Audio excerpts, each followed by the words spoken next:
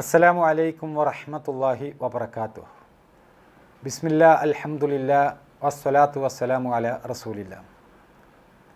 ഏറെ പ്രിയ നിറഞ്ഞ സഹോദരങ്ങളെ, റമളാനിലെ വളരെ പുണ്യം നിറഞ്ഞ സമയങ്ങൾ നീങ്ങിക്കൊണ്ടിരിക്കുകയാണ്. ഒരു വിശ്വാസി എന്ന നിലക്ക് നമ്മളെ സംബന്ധിച്ചിടത്തോളം വളരെ പ്രാധാന്യപൂർവമാണ് ഓരോ സമയങ്ങളും ഉപയോഗപ്പെടുത്തിക്കൊണ്ടിരിക്കേണ്ടത്. നമുക്കറിയില്ല എപ്പോഴാണ് ഒരു മനുഷ്യൻ്റെ മരണം സംഭവിക്കുക എന്നുള്ളത്. ഗൈബിയായിട്ടുള്ള അദൃശ്യമായിട്ടുള്ള ഒരു വിജ്ഞാനമാണ് അത്. നമ്മുടെ മരണം ആർക്കും പ്രവചിക്കാൻ കഴിയാത്ത ഒന്നാണ് എന്നർത്ഥം. അതുകൊണ്ട് തന്നെ മരണം എത്തുന്നതിന് മുമ്പ് ഏറ്റവും നല്ല രൂപത്തിൽ നല്ല പര്യവസാനത്തോടു കൂടിയിട്ട് നമ്മളുടെ കർമ്മങ്ങൾ ആക്കിയെടുക്കണം എന്നുള്ളതാണ് ഇസ്ലാം പഠിപ്പിക്കുന്ന മർമ്മപ്രധാനമായിട്ടുള്ള ഒരു വിഷയം. നമ്മളുടെയൊക്കെ പര്യവസാനം പരിഗണിച്ചാണ് നമ്മുടെ അമലുകൾ സ്വീകരിക്കുക. ഇന്നമൽ അഅ്മാലു ബിൽ ഖവാത്തീം, നമ്മുടെ അമലുകൾ സ്വീകരിക്കുക പര്യവസാനം പരിഗണിച്ചിട്ടാണ് എന്ന് റസൂലുള്ളാഹി സ്വല്ലല്ലാഹു അലൈഹി വസല്ലമ പറഞ്ഞത് ഇതിനോട് ചേർത്തുകൊണ്ട് നമ്മൾ മനസ്സിലാക്കേണ്ടതുണ്ട്.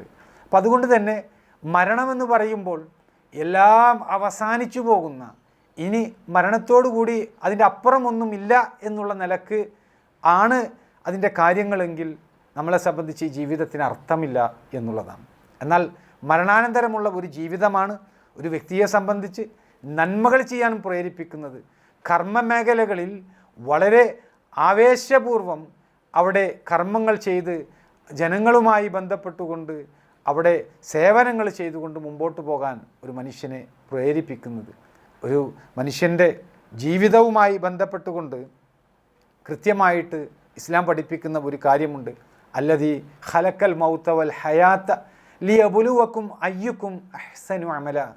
നിങ്ങളിൽ ആരാണ് ഏറ്റവും നന്നായി പ്രവർത്തിക്കുന്നത് എന്ന് പരീക്ഷിച്ചറിയാൻ വേണ്ടിയിട്ടാണ് ജീവിതവും അതുപോലെ തന്നെ മരണവും അല്ലാഹു സുബ്ഹാനഹു വ തആല സംവിധാനിച്ചിട്ടുള്ളത് എന്ന്. ഇവിടെ പരിശുദ്ധ ഖുർആൻ ഒന്നാമതായിട്ട് പറഞ്ഞത് യഥാർത്ഥത്തിൽ അവിടെ മരണമാണ് ആദ്യം എടുത്തു പറയുന്നത്. അത് കഴിഞ്ഞിട്ടാണ് ജീവിതത്തെക്കുറിച്ച് പറയുന്നത്. അല്ലദീ ഖലക്കൽ മൗത വൽ ഹയാത്ത, നിങ്ങളുടെ മരണവും പിന്നെ നിങ്ങളുടെ ജീവിതവും അത് അല്ലാഹു സുബ്ഹാനഹു വ തആല എന്തിനു വേണ്ടിയിട്ടാണ്, നിങ്ങളിൽ ഏറ്റവും നന്നായി പ്രവർത്തിക്കുന്നവൻ ആരാണ് എന്ന് അറിയാൻ വേണ്ടിയിട്ടുള്ള ഒരു പരീക്ഷണമായിക്കൊണ്ടാണ് അതിന് അല്ലാഹു സുബ്ഹാനഹു വ തആല സൃഷ്ടിച്ചിട്ടുള്ളത്. അപ്പം അതുകൊണ്ട് സഹോദരങ്ങളെ, നമ്മൾ മനസ്സിലാക്കണം, നമ്മൾ മനുഷ്യന്മാരാണ്, മൃഗങ്ങളെപ്പോലെയല്ല. മൃഗങ്ങളെ സംബന്ധിച്ച് അവർക്ക് നൈസർഗികമായിട്ട് കിട്ടിയിട്ടുള്ള പല കഴിവുകളുണ്ട്.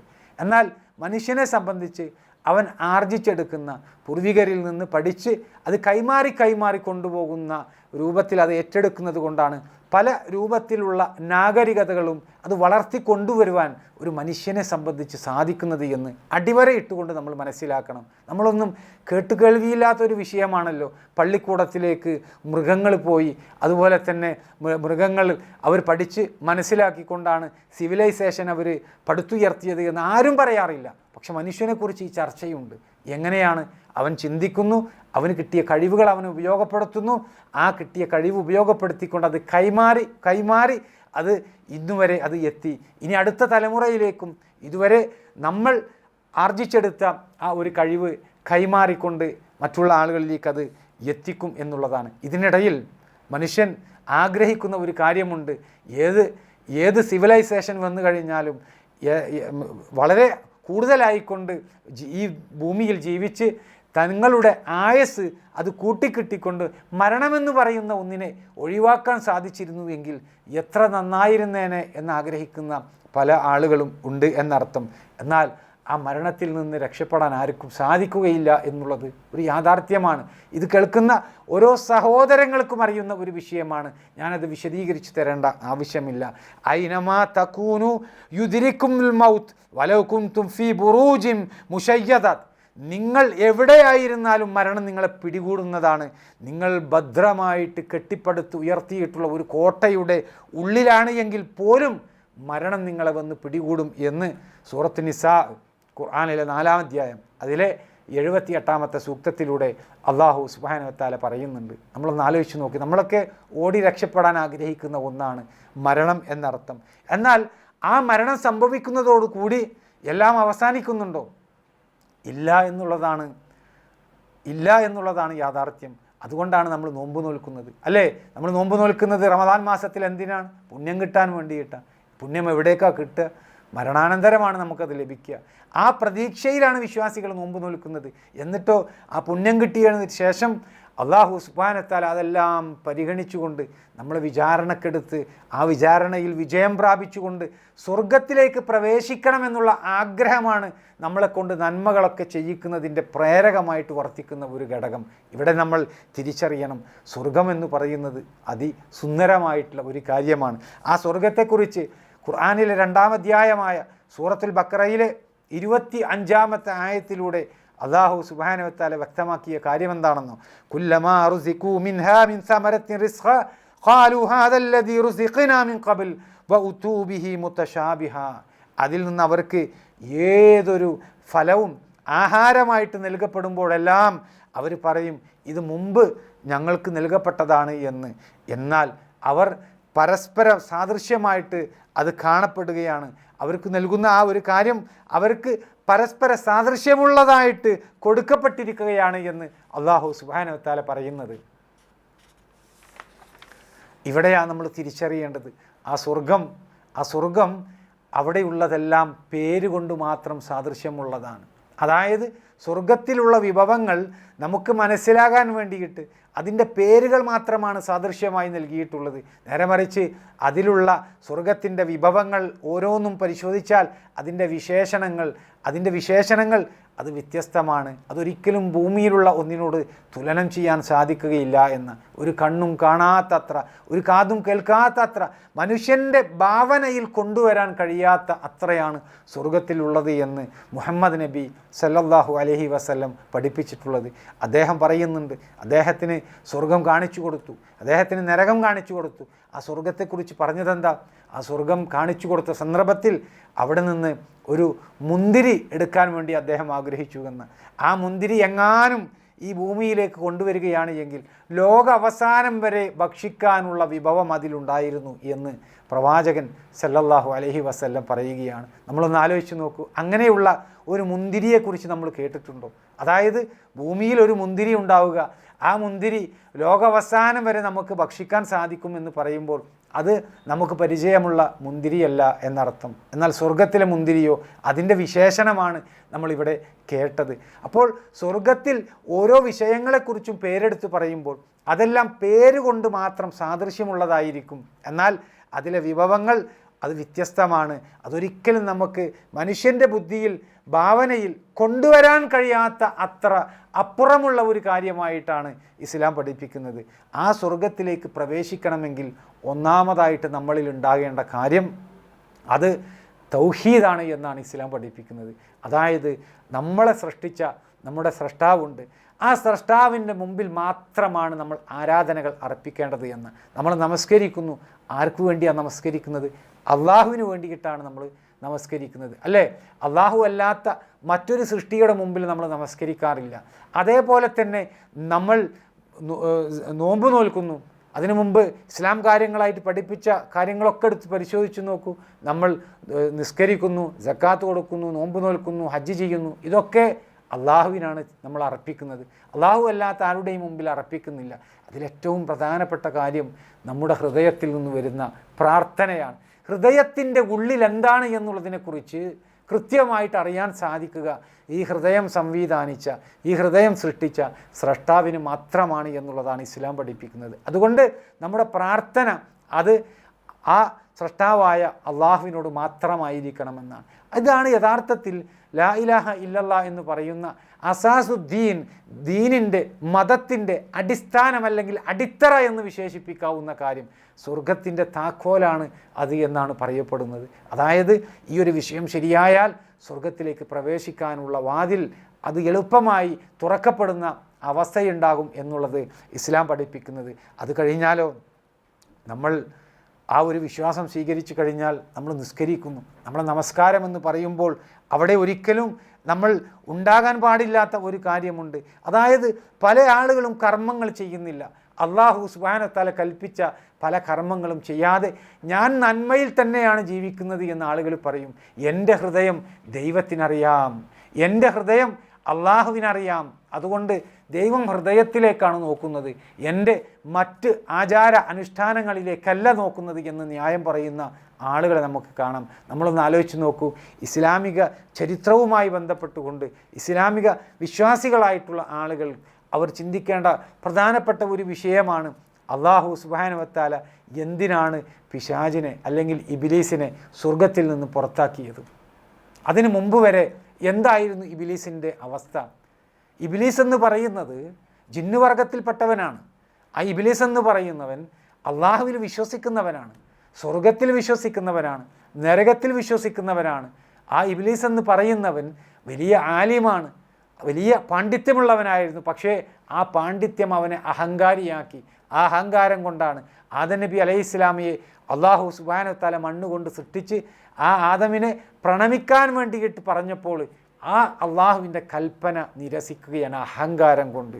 ഞാനെന്തിന് ഒരു മനുഷ്യനെ ആദരിക്കണം, അവനേക്കാളും മികച്ചവൻ ഞാനാണ് എന്നുള്ളതാണ്. പക്ഷെ പറയുന്നവൻ ആരാണ്? അള്ളയാണ് പറയണത് അവന് ആദരവിൻ്റെ സുജൂദ് നൽകാൻ വേണ്ടിയിട്ട്. പക്ഷെ ആ സുജൂദ് നൽകാൻ വേണ്ടി അള്ളാഹ് കൽപ്പിച്ചപ്പോൾ അതിനോട് അഹംഭാവം കാണിക്കുകയാണ് ചെയ്തത്. അഹങ്കാരിയായിട്ടുള്ള ഇബ്ലീസ് അത് വിസമ്മതിച്ചു. അവിടെ വിശ്വാസം നമ്മളൊന്ന് പരിഗണിച്ച് നോക്കിയേ. അവിടെ ആ വിശ്വാസം പരിഗണിച്ചു കഴിഞ്ഞാൽ എന്താണ്?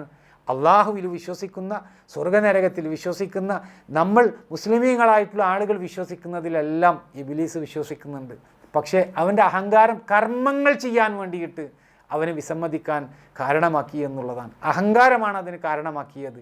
ഈ അഹങ്കാരമാണ് അള്ളാഹു നമ്മളോട് കൽപ്പിച്ചിട്ടുള്ള പല കാര്യങ്ങളും അത് ജീവിതത്തിലേക്ക് കൊണ്ടുവരാൻ വേണ്ടിയിട്ട് നമ്മുടെ മുമ്പിൽ തടസ്സമായിട്ടുള്ളത്. വിശ്വാസം അല്ല അവിടെ തടസ്സമായി നിൽക്കുന്നത്, അഹങ്കാരമാണ് തടസ്സമായി നിൽക്കുന്നത് എന്ന് ഗൗരവത്തിൽ നമ്മൾ തിരിച്ചറിയണം. അതുകൊണ്ട് 5 നേരം നമസ്കരിക്കാൻ തടസ്സമുണ്ടോ? അതുപോലെ തന്നെ സക്കാത്ത് കൊടുക്കാൻ തടസ്സമുണ്ടോ? നോമ്പ് നോൽക്കാൻ വേണ്ടിയിട്ട് തടസ്സമുണ്ടോ? അതുപോലെ കഴിവുള്ളവൻ ഹജ്ജ് ചെയ്യാൻ വേണ്ടിയിട്ട് തടസ്സമുണ്ടോ? ഇതേപോലെ തന്നെ ഇസ്ലാം പഠിപ്പിച്ചിട്ടുള്ള നിർബന്ധമാണെന്ന് അറിയിച്ചിട്ടുള്ള പല കാര്യങ്ങൾ എന്താണ് തടസ്സം? വിശ്വാസമാണ്. വിശ്വാസിയാണ് എന്ന് പറയുന്നു, പക്ഷെ അത്തരം ആളുകൾ ആ പ്രവർത്തനം ചെയ്യാൻ വേണ്ടിയിട്ട് വിമുഖത കാണിക്കുന്നു എന്നർത്ഥം. ഇത് ഒരിക്കലും ഒരു സത്യവിശ്വാസിയിൽ ഉണ്ടാകാൻ പാടുള്ളതല്ല എന്നുള്ളത് നമ്മൾ തിരിച്ചറിയണം. ഒരു വിശ്വാസിയെ സംബന്ധിച്ച് റമദാൻ മാസം അവന് നൽകുന്ന ഏറ്റവും വലിയ ഒരു പ്രേരണ ഇതൊക്കെയാണ്. നന്മകളിൽ മുന്നേറാൻ വേണ്ടിയിട്ട് പരമാവധി ഈ ഒരു മാസം പരിശ്രമിക്കുക എന്ന് പറയുന്നത് ബാക്കിയുള്ള 11 മാസത്തേക്ക് അവനെ പ്രാപ്തനാക്കി എടുക്കുകയാണ്. നോക്കൂ, നമ്മളെല്ലാവരും ഖുർആൻ പാരായണത്തിന് ഒരുപാട് സമയം ഈ ഒരു മാസത്തിൽ ചിലവഴിക്കാറുണ്ട്, അല്ലേ? ഖുർആൻ പാരായണത്തിന് ഒരുപാട് സമയം നമ്മൾ ചിലവഴിക്കുന്നത് എന്തുകൊണ്ടാണ്? ഈ ഒരു മാസത്തിലാണ് ഖുർആൻ അവതരിച്ചത്. ഖുർആനിന് അത്രയും പ്രാധാന്യം ഇസ്ലാം കൊടുത്തിട്ടുണ്ട്. ഖുർആനിലെ ഒരു അക്ഷരം, ഒരു അർഫ് അത് പാരായണം ചെയ്ത് കഴിഞ്ഞാൽ 10 നന്മയാണ് അവന് രേഖപ്പെടുത്തുക എന്നുള്ളതാണ്. ഖുർആനിലെ 2-ാം അധ്യായത്തിൻ്റെ 1-ാമത്തെ സൂക്തം വെറും കേവല അക്ഷരങ്ങളാണ്, 3 അക്ഷരങ്ങളാണ്. അൽ ഹുറൂഫുൽ മുഖത്താ എന്ന അറബിയിൽ പറയും. അലിഫ് ലാം മീം, അലിഫ് ലാം മീം. ഈ കേവല അക്ഷരങ്ങൾ പാരായണം ചെയ്താൽ അലിഫ് ലാം മീം ഇങ്ങനെ പാരായണം ചെയ്താൽ 30 പ്രതിഫലം അവന് ലഭിച്ചു. ഇത് ഇസ്ലാം പഠിപ്പിക്കുന്ന ഒരു കാര്യം. അതുപോലെ തന്നെ പ്രവാചകൻ സല്ലല്ലാഹു അലൈഹി വസല്ലം പറഞ്ഞ ഒരു വിഷയമാണ് ഖൈറുക്കും മൻ തഅല്ലമൽ ഖുർആന വഅല്ലമഹു. നിങ്ങളിൽ ഏറ്റവും ഉത്തമനായിട്ടുള്ള വ്യക്തി ഖുർആൻ പഠിക്കുകയും അത് പഠിപ്പിക്കുകയും ചെയ്യുന്നവനാണ് എന്ന്. അപ്പോൾ ഖുർആൻ സ്വയം പാരായണം ചെയ്തുകൊണ്ട്, ഖുർആൻ സ്വയം പഠിച്ചുകൊണ്ട്, അതുപോലെ തന്നെ അത് മറ്റുള്ള ആളുകൾക്ക് പഠിപ്പിച്ചുകൊണ്ട് ഏറ്റവും നല്ല വ്യക്തിയാകാൻ വേണ്ടിയിട്ട് ഒരു മുസ്ലിമിനെ സംബന്ധിച്ചിടത്തോളം അവന് പ്രവർത്തിക്കും. അതിൻ്റെ ഒരു ഫലം നമ്മളിൽ ഉണ്ടാകണമെന്നുള്ളതാണ്. അതായത് നമ്മുടെ ജീവിതത്തിലേക്ക് ഖുർആൻ വന്നു കഴിഞ്ഞാൽ, പിന്നെ ഖുർആൻ പഠിപ്പിക്കുന്ന അവസ്ഥയുണ്ടായിക്കഴിഞ്ഞാൽ നമ്മൾ കേവലം വാക്കുകൾ കൊണ്ട് പറയുകയും അതിന് എതിരായിട്ട് പ്രവർത്തിക്കുന്നൊരവസ്ഥ നമ്മളിൽ ഉണ്ടാകാൻ പാടില്ല. അള്ളാഹുവിനേറെ വെറുപ്പുള്ള ഒരു കാര്യമായിട്ടാണ് ഖുർആൻ അത് പഠിപ്പിക്കുന്നത്. സത്യവിശ്വാസികളെ വിളിച്ചുകൊണ്ട് അള്ളാഹു സുബ്ഹാനഹു വ തആല പറഞ്ഞ ഒരു വിഷയമാണ്. നമ്മൾ പറയുന്ന ഒരു കാര്യം അത് പ്രവർത്തന പദത്തിലേക്ക് കൊണ്ടുവരാതിരിക്കുക എന്ന് പറയുന്നത് അള്ളാഹുവിനേറെ വെറുപ്പുള്ള ഒരു കാര്യമായിട്ട് പരിശുദ്ധ ഖുർആൻ പഠിപ്പിക്കുന്ന ഒരു വിഷയമാണ് എന്നർത്ഥം. റസൂലുള്ളാഹി സ്വല്ലല്ലാഹു അലൈഹി വസല്ലമയുടെ ജീവിതത്തിലേക്ക് നമ്മളൊന്ന് നോക്കൂ. നബി സല്ലല്ലാഹു അലൈഹി വസല്ലമക്ക് ജിബ്രീൽ അലൈഹിസ്സലാമയാണ് വഹിയായിക്കൊണ്ട് ദിവ്യ സന്ദേശമായിക്കൊണ്ട് ഖുർആനിൻ്റെ ആയത്തുകൾ അവതരിപ്പിച്ചു കൊടുക്കുന്നത്. നബി സല്ലല്ലാഹു അലൈഹി വസല്ലം അത് കേട്ട് മനഃപ്പാഠമാക്കി അത് പഠിച്ച് മറ്റുള്ള ആളുകൾക്ക് പറഞ്ഞു കൊടുക്കും. റമദാൻ മാസത്തിൽ നബി സല്ലല്ലാഹു അലൈഹി വസല്ലമക്ക് റിവിഷൻ നടത്താറുണ്ട്. ജിബ്രീൽ അലൈഹിസ്സലാം ഇറങ്ങി വരും. എന്നിട്ട് ഖുർആൻ അതുവരെ അവതരിച്ചത് വായിക്കാൻ വേണ്ടിയിട്ട് നബി സല്ലല്ലാഹു അലൈഹി വസല്ലമയോട് പറയും. നബി സല്ലല്ലാഹു അലൈഹി വസല്ലം അത് വായിച്ചു കൊടുക്കും. അത് വായിച്ചു കൊടുക്കുന്നതിൽ എന്തെങ്കിലുമൊക്കെ അബദ്ധങ്ങളുണ്ടോ ഇല്ലേ എന്നുള്ളതൊക്കെ പരിശോധിക്കാൻ വേണ്ടിയിട്ടാണ്. അങ്ങനെ ആ പരിശോധന എല്ലാ റമദാൻ മാസത്തിലും നടത്താറുണ്ട്. അവസാനത്തെ റമദാൻ മാസത്തിൽ നബി സല്ലല്ലാഹു അലൈഹി വസല്ലമയുടെ അവസാനത്തെ റമദാനിൽ 2 തവണയാണ് ജിബ്രീൽ അലൈഹിസ്സലാം അത് ഓതിക്കൊടുത്തത്. അതിന് സാക്ഷ്യം വഹിച്ച സഹാബിയാണ് സെയ്ദ് ബിൻ സാബിത്ത് റളിയല്ലാഹു അൻഹു. ഇവിടെ നമ്മൾ മനസ്സിലാക്കേണ്ട ഒരു കാര്യമുണ്ട്. ഈ വിഷയങ്ങളെക്കുറിച്ച് വിശദീകരിച്ചിട്ട് അഹ്ലുസുന്നത്തിൻ്റെ പണ്ഡിതനായ ഇബ്നു ഹജർ അൽ അസ്ഖലാനി റഹിമഹുല്ലാ അദ്ദേഹം വിശദീകരിക്കുകയാണ്, പ്രവാചകൻ ഖുർആൻ വായിക്കുന്നത് കൊണ്ട് നബി സല്ലല്ലാഹു അലൈഹി വസല്ലമയുടെ ആ വായനയുടെ അതിൻ്റെ ഒരു പ്രതിഫലനമായിക്കൊണ്ട് പ്രവാചകൻ്റെ ജീവിതത്തിൽ അദ്ദേഹം ധാരാളമായിട്ട് സ്വതക്ക കൊടുത്തിരുന്നു ഈ ഒരു മാസത്തിൽ എന്നാണ്. അതായത് ഖുർആനിലേക്ക് അടുക്കും തോറും പ്രവാചകൻ്റെ ജീവിതത്തിൽ മാറ്റങ്ങൾ വരികയാണ്. നബി സല്ലല്ലാഹു അലൈഹി വസല്ലമ കയ്യിലുള്ള തൻ്റെ സമ്പത്ത് അത് ഏറെ ദാനം ചെയ്തിരുന്ന ഒരു മാസമാണ് റമദാൻ മാസം. എന്താ കാരണം?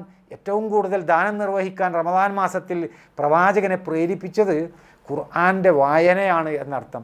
ആ ഖുർആൻ വായിക്കുന്ന ആളുകളാണ് നമ്മൾ.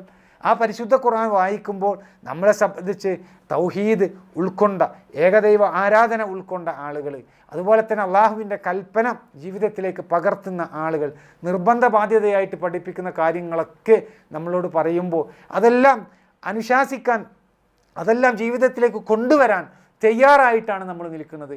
പക്ഷേ പ്രോത്സാഹനം നൽകിയിട്ടുള്ള ഈ സദക്ക പോലെയുള്ള വിഷയങ്ങൾ, സമ്പത്ത് ചെലവഴിക്കുന്ന വിഷയങ്ങൾ, അവിടെയൊക്കെ പുറംതിരിഞ്ഞു നിൽക്കുന്ന ഒരു സമീപനം നമ്മളിൽ ഉണ്ടാകാൻ പാടില്ല. പരിശുദ്ധ ഖുർആനിൻ്റെ വായന സത്യസന്ധമാണോ എങ്കിൽ നമ്മുടെ ജീവിതത്തിൽ അതിൻ്റെ ഒരു റിഫ്ലക്ഷൻ ഉണ്ടാകും എന്നർത്ഥം. ഖുർആൻ വായിച്ചുകൊണ്ട് നബി സല്ലല്ലാഹു അലൈഹി വസല്ലമയുടെ ജീവിതത്തിൽ ഏറെ ദാനം നൽകുന്ന ഒരു അവസ്ഥ പ്രവാചകൻ്റെ ജീവിതത്തിൽ ഉണ്ടായിട്ടുണ്ട് എങ്കിൽ അതേ ഖുർആൻ തന്നെയാണ് നമ്മൾ വായിക്കുന്നത്. എന്തുകൊണ്ട് നമ്മുടെ ജീവിതത്തിൽ അങ്ങനെ ഒരു പരിവർത്തനം ഉണ്ടാകുന്നില്ല? കാരണം ഖുർആൻ പറയുന്ന വിഷയങ്ങൾ, സ്വർഗവുമായി ബന്ധപ്പെട്ടുകൊണ്ട് പറയുന്ന വിഷയങ്ങൾ, നരകവുമായി ബന്ധപ്പെട്ടുകൊണ്ട് പറയുന്ന വിഷയങ്ങൾ, അതൊന്നും നമ്മളുടെ ഹൃദയത്തിൻ്റെ ഉള്ളിൽ സ്വാധീനം ചെലുത്തിയിട്ടില്ല എന്നുള്ളതാണ്. സ്വർഗത്തിലേക്ക് പ്രവേശിക്കാനുള്ള ഒരു അനുഭൂതി നമ്മളെ സംബന്ധിച്ചിടത്തോളം ഉണ്ടാകണമെങ്കിൽ നരകവുമായി ബന്ധപ്പെട്ടുകൊണ്ടുള്ള വിഷയം, ആ വിഷയങ്ങളിലേക്ക് ഗൗരവത്തിൽ ചിന്തിച്ചുകൊണ്ട് അതിൽ നിന്ന് രക്ഷപ്പെടാൻ വേണ്ടിയിട്ടുള്ള ഒരു കഠിനമായിട്ടുള്ള ഒരു പ്രയത്നം ഒരു സത്യവിശ്വാസിയുടെ ഭാഗത്തു നിന്ന് ഉണ്ടാകണം എന്നുള്ളത് ഗൗരവത്തിൽ നമ്മൾ മനസ്സിലാക്കേണ്ട ഒരു വിഷയമാണ് എന്നർത്ഥം. ഇതൊക്കെ നമ്മളിൽ ഉണ്ടാകുമ്പോഴാണ് റമദാൻ മാസത്തെ ശരിയായ രൂപത്തിൽ ഉപയോഗപ്പെടുത്തി എന്ന് പറയാൻ സാധിക്കുകയുള്ളൂ. റമദാൻ മാസത്തിൽ ശരിയായി ഉപയോഗപ്പെടുത്തുക എന്ന് പറയുമ്പോൾ പരിശുദ്ധ ഖുർആൻ വായിച്ചുകൊണ്ട് റമദാൻ മാസത്തിൻ്റെ സമയം ഉപയോഗപ്പെടുത്തി അവിടെ നോമ്പുകാരനായിട്ട് ഇങ്ങനെ മുമ്പോട്ട് പോയി നമ്മുടെ സമയങ്ങൾ കേവലം പട്ടിണി കിടന്നുകൊണ്ട് മാത്രം ഉന്തി നീക്കുന്ന ഒരവസ്ഥയല്ല നമ്മളിൽ ഉണ്ടാകേണ്ടത്. നേരെ മറിച്ച് അതിൻ്റെ അന്തസത്ത ഉൾക്കൊണ്ട് എന്താണോ റമദാൻ മാസത്തിൽ നമ്മളോട് പ്രവർത്തന പദത്തിലേക്ക് കൊണ്ടുവരാൻ വേണ്ടിയിട്ട് ആവശ്യപ്പെട്ടിട്ടുള്ളത് അതെല്ലാം നമ്മുടെ ജീവിതത്തിലേക്ക് കൊണ്ടുവരാൻ വേണ്ടിയിട്ട് നമ്മൾ തയ്യാറാകേണ്ടതുണ്ട്. കാരണം നമുക്ക് രക്ഷപ്പെടാനുള്ളത് നരകത്തിൽ നിന്നാണ്, നമുക്ക് പ്രവേശിക്കാനുള്ളത് സ്വർഗത്തിലേക്കാണ്. ആ സ്വർഗത്തിലേക്ക് പ്രവേശിക്കണമെങ്കിൽ ഇന്ന കാര്യങ്ങളൊക്കെ നിങ്ങളുടെ ജീവിതത്തിൽ ഉണ്ടാകണമെന്ന് പറയുമ്പോൾ അതേ വിഷയങ്ങൾ ഗൗരവത്തോടെ മനസ്സിലാക്കണം. നരകത്തിൽ നിന്ന് രക്ഷപ്പെടുക എന്ന് പറയുന്നതും നമ്മളുടെ ആത്യന്തികമായിട്ടുള്ള ഒരു ലക്ഷ്യമായിട്ട് കടന്നു വരേണ്ടതുണ്ട്. അല്ലാഹു സുബ്ഹാനഹു വ തആല സൂറത്തുൻ നിസാ ഖുർആനിലെ 4-ാം അധ്യായം അതിലെ 56-ാമത്തെ ആയത്തിലൂടെ പറയുന്ന വിഷയമുണ്ട്. ഇന്നല്ലദീന കഫറൂ ബി ആയാതിന സൗഫ നുസ്ലീഹിം നാറ. തീർച്ചയായിട്ടും നമ്മുടെ ദൃഷ്ടാന്തങ്ങൾ, നമ്മുടെ തെളിവുകൾ, അതിനെ നിഷേധിച്ച ആളുകളെ നാം നരകത്തിലിട്ട് കരിക്കുന്നതാണ്. കുല്ലമാ നദിജത് ജുലൂദുഹും ബദ്ദൽനാഹും ജുലൂദൻ ഗൈറഹ. അവരുടെ തൊലികൾ വെന്തു പോകുമ്പോഴെല്ലാം അവർക്ക് നാം വേറെ തൊലികൾ മാറ്റിക്കൊടുക്കുന്നതാണ്. ലിയദൂഖുൽ അദാബ്. അവർ ശിക്ഷ ആസ്വദിക്കുന്നതിന് വേണ്ടിയാണ് അത് എന്ന. ഇത് വളരെ അത്ഭുതകരമായിട്ടുള്ള ഒരു ആയത്താണ് ആധുനിക കാലഘട്ടത്തിൽ നമ്മളിത് വായിക്കുമ്പോൾ. സഹോദരങ്ങളെ, തൊലിയുമായി ബന്ധപ്പെട്ടുകൊണ്ടുള്ള ഒരു പഠനം, അത് ഈ പരിശുദ്ധ ഖുർആൻ അവതരിക്കുന്ന കാലഘട്ടത്തിൽ സത്യസന്ധമായി പറഞ്ഞാൽ ആ കാലഘട്ടത്തിൽ ഈ ഡെർമറ്റോളജിയുടെ ഒരു ശാഖ എന്ന് പറയുന്നത് അത് ആർക്കും അറിയുന്ന ഒന്നല്ല. ആർക്കും ഈ വിഷയ സംബന്ധമായിട്ട് അറിയാത്ത ഒരു കാലഘട്ടമാണ് അത്. 1400 വർഷങ്ങൾക്ക് മുമ്പ് ഈ മേഖലയിൽ യാതൊരു അറിവുമില്ലാത്ത ഒരു കാലം. ശരീരത്തെ സംരക്ഷിക്കാനും അതുപോലെ തന്നെ നാഡികളിലൂടെ വേദന തലച്ചോറിലേക്ക് എത്തിക്കാനുള്ള അള്ളാഹു സുബ്ഹാനഹു വ തആല സൃഷ്ടിച്ചിട്ടുള്ള ഒരു പെയിൻ റിസപ്റ്റേഴ്സ് ഉള്ളത് അത് തൊലിയിലാണ്, അത് സ്കിന്നിലാണ് എന്നുള്ള കാര്യം അതറിയുന്നത് ഈ ആധുനിക കാലഘട്ടത്തിലാണ്. 1880 തൊലിയെക്കുറിച്ചുള്ള ആദ്യത്തെ പഠനം നടക്കുന്നത് എന്നാണ്. ഫെർഡിനൻഡ് വൺ ഹെബ്ര എന്ന് പറയുന്ന ശാസ്ത്രജ്ഞനാണ് ഇത് സംബന്ധമായിട്ടുള്ള കാര്യം ആദ്യം നമ്മളെ പഠിപ്പിക്കുന്നത്. തൊലിയിലാണ് പെയിൻ റിസപ്റ്റേഴ്സ് ഉള്ളത് എന്ന്. എന്നാൽ 1400 വർഷങ്ങൾക്ക് മുമ്പ് അള്ളാഹു സുബ്ഹാനഹു വ തആല പറയുന്നു, നരകവാസികളായിട്ടുള്ള ആളുകൾ അവരെ നരകത്തിലിട്ട് അവരുടെ തോലുകൾ കത്തിച്ച് അവരുടെ തോലുകൾ വെന്തു പോകുമ്പോഴെല്ലാം എന്താ സംഭവിക്കുന്നത്? വേറെ അതിന് പകരം ഒരു തോല് കൊടുക്കുമെന്ന. എന്തിനാ പകരം തോല് കൊടുക്കുന്നത്? ലി യദൂഖുൽ അദാബ്, അവർ ശിക്ഷ ആസ്വദിക്കുന്നതിന് വേണ്ടി, വേദന അനുഭവിക്കുന്നതിന് വേണ്ടി എന്ന് ഖുർആൻ പറയുന്നത്. ഈ വേദന അനുഭവിക്കാൻ വേണ്ടി തോല് മാറ്റി കൊടുക്കുന്നത് എന്തിനാണ് എന്നുള്ളത് ആ കാലഘട്ടങ്ങളിൽ 1400 വർഷങ്ങൾക്ക് മുമ്പ് ആർക്കും അറിയാത്ത ഒരു വിഷയമാണ് അത് എന്നർത്ഥം. 19-ാം നൂറ്റാണ്ടിലാണ് ഇത് സംബന്ധമായിട്ടുള്ള പഠനങ്ങൾ പുറത്തേക്ക് വരുന്നത്. ഇതൊരു അത്ഭുതമാണ് നമ്മളെ സംബന്ധിച്ചിടത്തോളം. അതുകൊണ്ട് തന്നെ ഇത്തരം വിഷയങ്ങളെക്കുറിച്ച് അറിവുള്ള പണ്ഡിതന്മാരുടെ മുമ്പിലേക്ക് ഈ വിഷയ സംബന്ധമായിട്ടുള്ള അറിവുകൾ കൊടുത്തപ്പോൾ, ഉദാഹരണത്തിന് ഡോക്ടർ തജാദ് തഗാസൻ എന്ന് പറയുന്ന ആൾക്ക്, അദ്ദേഹം ഷെയ്ങ്മാൻ യൂണിവേഴ്സിറ്റിയിലെ പ്രൊഫസറായിരുന്നു തായ്ലൻഡിലെ. അദ്ദേഹത്തിന് ഇത് കൊടുത്തപ്പോൾ അദ്ദേഹം ഈ വിഷയത്തിൽ അത്ഭുതം കൂറിക്കൊണ്ട് ഈ വിഷയത്തെ സംബന്ധമായി സംസാരിച്ചതൊക്കെ യൂട്യൂബിൽ നമുക്ക് കാണാൻ സാധിക്കും. അദ്ദേഹം ഈ ഒരൊറ്റ ആയത്ത് കാരണം ഇസ്ലാം സ്വീകരിച്ച ഒരു വ്യക്തിയായിരുന്നു എന്ന് നമ്മൾ മനസ്സിലാക്കണം. അപ്പോൾ ഞാൻ പറഞ്ഞു വരുന്നത്, റമദാൻ മാസത്തിൻ്റെ ചൈതന്യം ഉപയോഗപ്പെടുത്തിക്കൊണ്ട് നമ്മൾ നരകത്തിൽ നിന്ന് രക്ഷപ്പെടാനും സ്വർഗത്തിലേക്ക് പ്രവേശിക്കാനും ഒക്കെയുള്ള കാര്യങ്ങൾ നമ്മൾ ഈ ഒരു മാസത്തിലൂടെ ചെയ്ത് ഒരു കളരിയായിക്കൊണ്ട് ഈ ഒരു മാസത്തെ ഉപയോഗപ്പെടുത്തിക്കൊണ്ട് വരും മാസങ്ങളിലേക്ക് നല്ല ഒരു ജീവിതം നയിക്കാൻ വേണ്ടി ഈ ഒരു മാസത്തിൽ കഴിവിൻ്റെ പരമാവധി പ്രയത്നങ്ങൾ നമ്മൾ ചെയ്യണം. അല്ലാഹു സുബ്ഹാനഹു വ തആല അതിന് നമുക്ക് തൗഫീഖ് നൽകി അനുഗ്രഹിക്കട്ടെ.